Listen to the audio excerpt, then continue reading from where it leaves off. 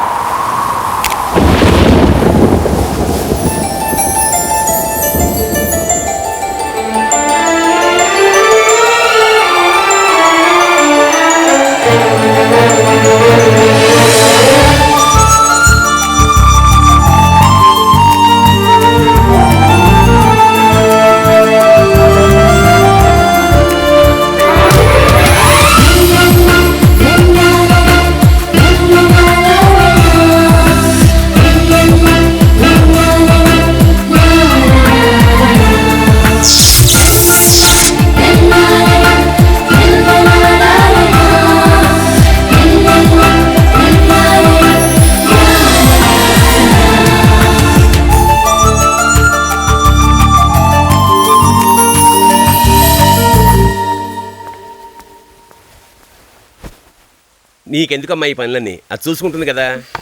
పర్లేదు uncle. Coffee. Subbarao అయితే నేను లేనని చెప్పు. అలాగే. హలో, మీరెవరండి? నేను సుబ్బారావు గారి వైఫ్ నండి. మీ వారున్నారా? ఉన్నారండి. ఒక్క నిమిషం, మా వారు మాట్లాడతారా? నేను సుబ్బారావునమ్మా. మూర్తి గారికి ఒకసారి ఇస్తారా? ఆయన లేరండి. ఇది వరుస. చూడ్డానికి ఇందిరాగాంధీ అంత ఇంటెలిజెంట్ అనిపిస్తుంది. ఓసారి మాట్లాడితే కానీ తెలియదు ఇవిడు గొప్పతనం ఏమిటో. మీరు మరీను చిన్నపిల్ల ముందు ఏమిటా పొగడతలు?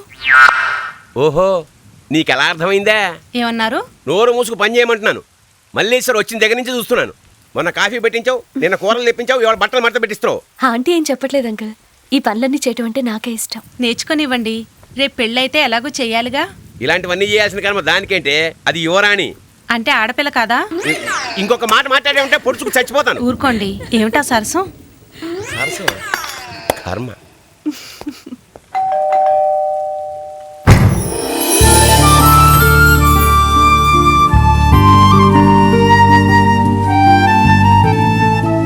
ఎవరు కావాలండి? నా పేరు ఆంధ్ర బ్యాంక్ అండి. వరప్రసాద్ చున్నీ ఎగురొస్తే అకౌంటెంట్గా పట్టుకున్నానండి. సరే కంట్రోల్. నా పేరు వరప్రసాద్ అండి. ఆంధ్ర బ్యాంక్ చున్నీ ఎగురొస్తే పట్టుకున్నానండి. ఈ చున్నీ మీదేనండి? థ్యాంక్స్. మీ పేరేంటండి?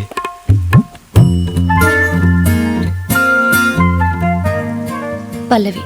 పల్లవి గారు, వర్షం తగ్గేదాకా నేను మీ కంపెనీ ఇస్తాను. పోనీ వర్షం తగ్గేదాకా మీరు నాకు షెల్టర్ ఇవ్వండి. థ్యాంక్స్. ఎవరతను? వరప్రసాద్ అని ఆంధ్ర బ్యాంక్ లో పనిచేస్తున్నారంట. ఓహో. చున్నీ ఎగిరిపోతే తీసుకొచ్చారు. పల్లవి గారు కాఫీ తాగి వెళ్ళమంటును. పల్లవి ఎవరు? మీరు కూర్చోండి ప్లీజ్. దాని పేరు మల్లీశ్వరి బాబు. కాఫీ తెస్తానుండు. పల్లవి గారు, మీ పేరేంటండి? ఓ, చెప్పారు కదా మల్లీశ్వరిని. మల్లీశ్వరి గారు, మీకు ఆంధ్ర బ్యాంక్లో అకౌంట్ ఉందా? లేదు. ఓహో, ఓపెన్ చేయించమంటారా? వద్దు. ఓహో. ఇదిగో బాబు, కాఫీ తీసుకో. థ్యాంక్స్ అండి. నువ్వు చాలా మంచోడు బాబు. అవునండి. ఎందుకంటే పెళ్ళైన కొత్తలో నా చీర ఒకటి ఇలాగే ఎగిరిపోయింది. అలాగా? కానీ ఎవరు తెచ్చివ్వలేదు. మిమ్మల్ని ఎప్పుడు బయట చూడలేదండి. ఎక్కడికి వెళ్ళదు బాబు. రోజు సాయంత్రం 5ంటికి మాత్రం లైబ్రరీకి వెళ్తుంది. వాళ్ళ మావయ్య లైబ్రరీయన్ కదా. లైబ్రరీలో మెంబర్షిప్ ఎంత అవుతుందో. వెళ్ళొస్తానండి. మంచిది. ఈసారి వచ్చినప్పుడు ఫోన్ చేసి వస్తాను. అలాగే బాబు. కొంచెం ఫోన్ నంబర్ ఇస్తారా 2543348. 49 నేను డైలీ చేయనండి, రోజుకి ఒకసారి అంతే. 3 లెక్కెట్టే లోపల వెనక్కి పిలిచి సారీ చెప్తుంది. 1 2 3. ఏమండి? I know. ఏంటండి? గ్లాస్. Oh I'm sorry. బాగుంది. వెండిదనుకుంటా. అవునండి, అందుకే అడిగాను. స్టీల్ గ్లాస్ అయితే నేను అడిగేదాన్ని కాదు. వస్తానండి.